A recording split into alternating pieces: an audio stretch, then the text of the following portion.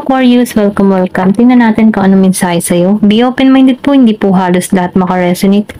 Kaya piliin nyo na lamang. And thank you nga po pala sa mga nag-subscribe, lalo na sa mga bumabalik. Marami pong salamat. Give me the message for Aquarius. Give me the message for Aquarius. Ano yung mensahe sa'yo? Give me the message for Aquarius.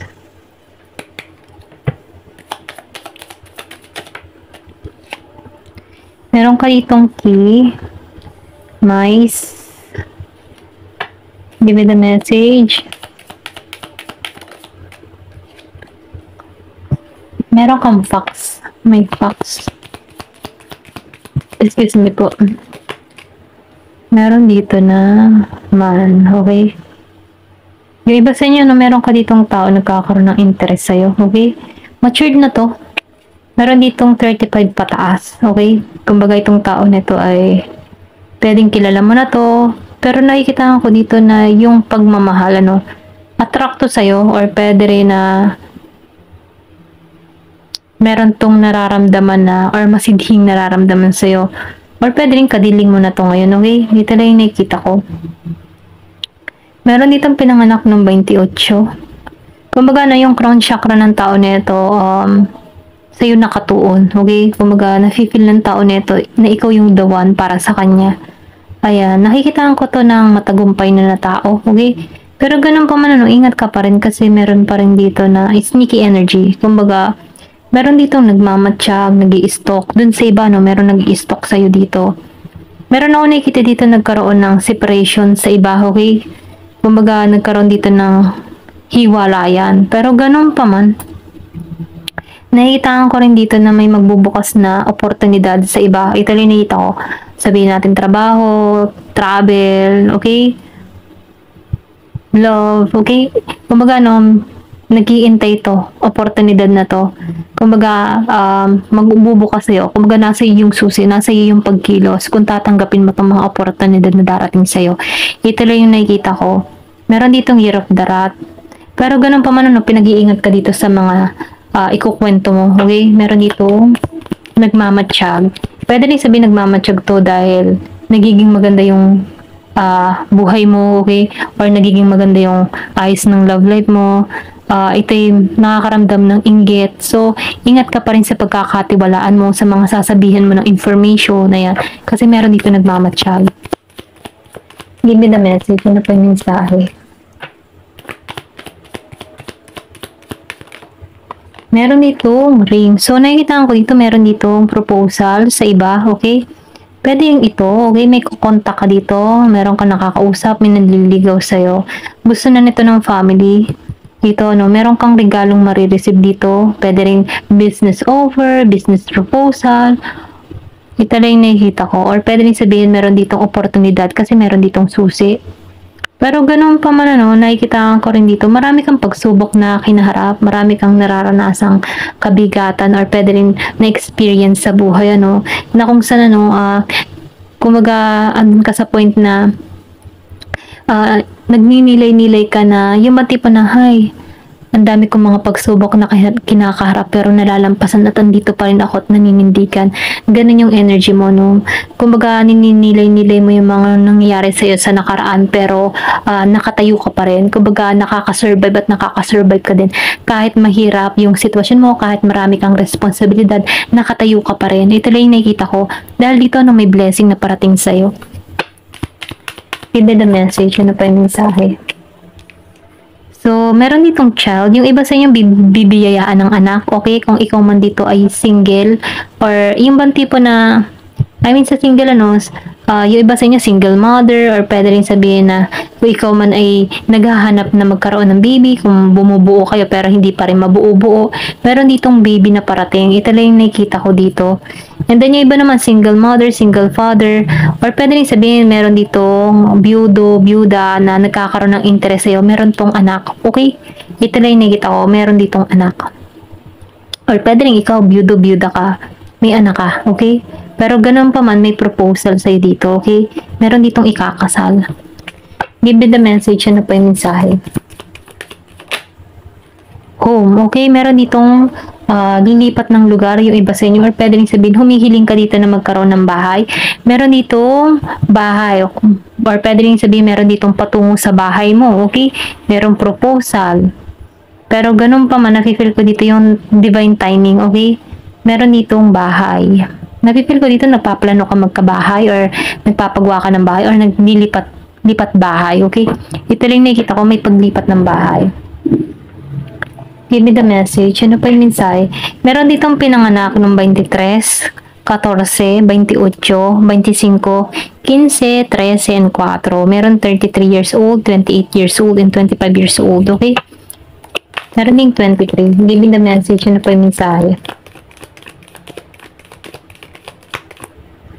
Meron ditong romance. So, yung iba talaga, no, meron ditong mangingibig kang parating. Kung single ka, no, nafe-feel ko dito na magiging maganda ang takbo ng iyong love life. Give me the message. Meron ditong unicorn. So, sundin mo yung intuition mo, no? Kasi, kapag sinusunod mo yung intuition mo, meron yung benepisyo sa'yo. Give me the message. Meron ditong temporary situation sa iba. Okay? Ikaw man kung kumakarap ng pagsubok sa panahon ngayon, temporary lang yan. Okay? So, close. So, sinasabihan ko dito, huwag kang mag-take na risk kung duda ka. Okay, yung nag-aalinlangan ka, huwag kang susugal. Okay, huwag kang tutuloy. Kung halimbawa, magta-travel ka pero pakaramdam mo na tinatamad ka, huwag ka nang tumuloy. Okay? Give me the message. Meron ditong August. So, nakikita ko dito may magaganap ngayong August. May parating ngayong August. Give me the message.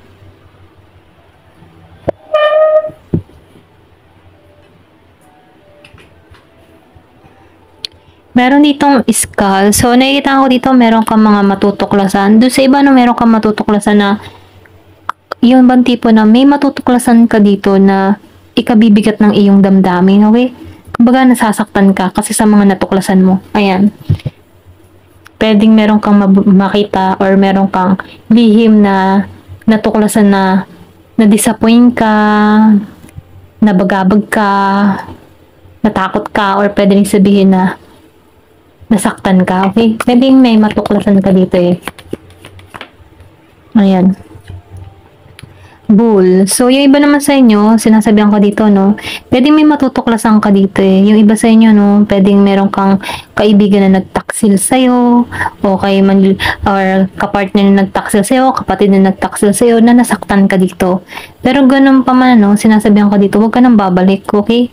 Kung naman yung mga nagpasakit sa'yo, huwag mo nang balikan dito. Kumbaga, nafe-feel ko dito na magiging kang matatag eh, okay? Magiging kang matapang na harapin yung buhay, okay? Yung nafe-feel ko dito yung iba sa'yo magiging independent. Hindi halos lahat ha. Give me the message, ano pa yung mensahe.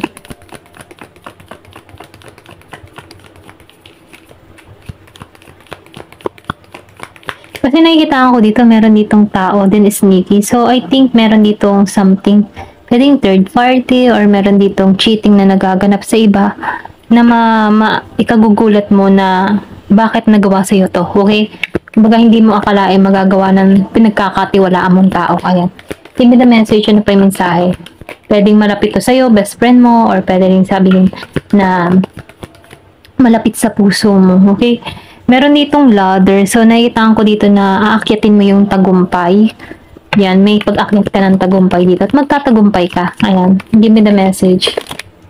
So, meron dito na June, okay? Meron ditong biyaya, merong reward, meron kang kagalakan, kasiyahan, or meron ditong magaganap ngayong Hunyo na ikasisiyan ng puso mo, okay? Meron dito na kangaroo. So, nakikita ko dito, no, meron ka dito mga plano na hindi natupad. So, sinasabihan ka dito na magplano kang muli. Meron ditong mole. So, meron ka ditong tao na matigas ang ulo. Ayaw nito magbago. Okay? Ayaw nito ng pagbabago. Pwedeng meron kang kadiling na tao na sobrang tigas ang ulo. Pinagbabawalan mo na, pero tuloy pa rin ang gawa. Okay? Yung ba tipo na, kung for example, mabisyo, ang tipo na, huwag ka na mag-inom ng inom at ikaw ay ang kalusugan mo yun na ano na, pero matigas pa rin ang ulo. Sasabihin ay, gamot ko to, gamot ko to. Ayan. Meron ditong torch. So, nakikita ko dito, ano, Yung iba sa inyo nagkakaroon dito ng spiritual development, nagkakaroon ka ng kaliwanagan, nagkakaroon ka ng pangunawa. Ganyan, nagiging aware ka na sa lahat-lahat mo. Yun din the message. Meron dito plenty of material things. So, meron ka dito parating na mga biyaya, okay? Kumbaga, mga material na bagay, mahalaga, or pwede rin sabihin, makakaipon ka ng na mga mahalaga, pwedeng alahas, or pwede rin sabihin na yung nai-invest mo, okay? Lupa, okay? Kumbaga, property, mga ganyan. So, nakikita ko dito na meron ka ditong mai-invest or may paglago, okay? Kita lang nakikita ko, meron dito padami ng padami yung kanyang ari-arian, ganyan. Give me the message. Or pwede sabihin, papunta ka sa ganito, ano? Nakatuon ka sa mga ari-arian mo. So, the star.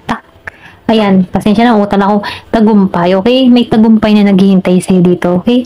May mga natuklasan ka man dito, dun sa iba, no? Pero ganun pa man, nakikita ko dito, tagumpay ka sa bandang huli. Ayan, ito lang yung nakikita ko, meron dito naghiwalay, okay?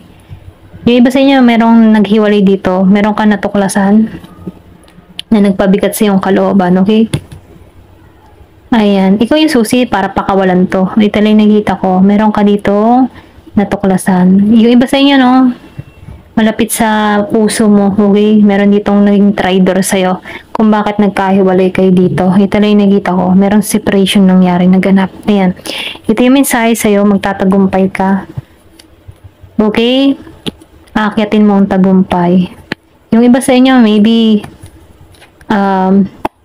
magkakaroon ka ng bahay, okay? Kasi nakita ko may plenty of material things. Pwedeng bahay, lupa, or pwedeng alahas, sasakyan, okay?